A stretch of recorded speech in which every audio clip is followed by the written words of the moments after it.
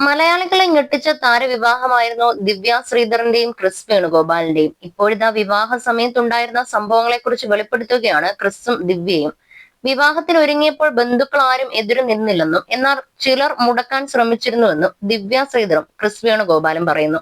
ഈ വിവാഹം വേണോ, ആ ആള് ശരിയല്ല എന്നിങ്ങനെയുള്ള രീതിയിൽ ദിവ്യയോട് പലരും സംസാരിച്ചിരുന്നെന്നും ക്രിസ് വെളിപ്പെടുത്തുന്നു. വിവാഹശേഷമുണ്ടായ കമന്റുകളിൽ വേദനയുണ്ടാക്കി. അന്ന് രാത്രിയിൽ കുഞ്ഞുമോൾ നീ ഉറങ്ങിയോ എന്ന് ഏട്ടൻ ചോദിച്ചപ്പോൾ ഉറങ്ങിയെന്ന് കള്ളം പറയേണ്ടി വന്നു.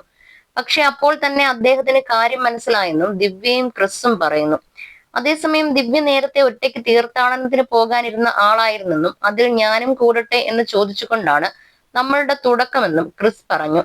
ഇത്രയും സൗന്ദര്യമുള്ള ആൾ തീർത്ഥാടനത്തിന് പോയി കഴിഞ്ഞാൽ അവർ സേഫ് അല്ല എന്ന് താൻ പറഞ്ഞെന്നും ഈ സന്തോഷം നമ്മൾ എപ്പോഴോ ആഗ്രഹിച്ചു കിട്ടിയതാണെന്നും ഈ ഒരു പ്രായത്തിൽ നമ്മൾ അത് സാധിച്ചു എന്നാണ് ക്രിസ് കൂട്ടിച്ചേർത്തത്.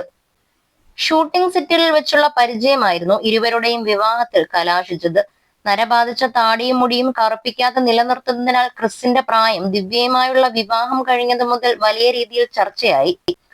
ദിവ്യയുടെ ആദ്യത്തെ വിവാഹത്തിലെ മക്കളും ഇപ്പോൾ ക്രിസിന്റെ സംരക്ഷണയിലാണ്. രണ്ടാനച്ഛനായല്ല, സ്വന്തം പിതാവായാണ് ദിവ്യയുടെ മക്കൾ ക്രിസിനെ കാണുന്നത്. വിവാഹം കഴിഞ്ഞതു മുതൽ ഇരുവരെയും കുറിച്ച് നിരവധി വ്യാജ വാർത്തകൾ പ്രചരിക്കുകയും ചെയ്തിരുന്നു. ഇരുവരും ഹൈദരാബാദ് യാത്രയുടെ വിശേഷങ്ങൾ പങ്കിട്ടപ്പോൾ മക്കളെ ഒഴിവാക്കി ഹണിമൂണിന് പോയി എന്ന തരത്തിൽ വരെ വ്യാജ വാർത്തകൾ പ്രചരിച്ചിരുന്നു. ഇതിനെതിരെയെല്ലാം ക്രിസ് വേണുഗോപാലും ദിവ്യ ശ്രീധറും ആഞ്ഞടിക്കുകയും ചെയ്തു. തങ്ങൾക്കെതിരെ പ്രചരിച്ച വ്യാജ വാർത്തകൾക്കെതിരെ ക്രിസും ദിവ്യയും പ്രതികരിച്ചിരുന്നു. തങ്ങളുടെ ജീവിതം ഇപ്പോൾ ബാക്കിയുള്ളവരാണ് പൂരിപ്പിക്കുന്നതെന്നും ക്രിസ് പറഞ്ഞു.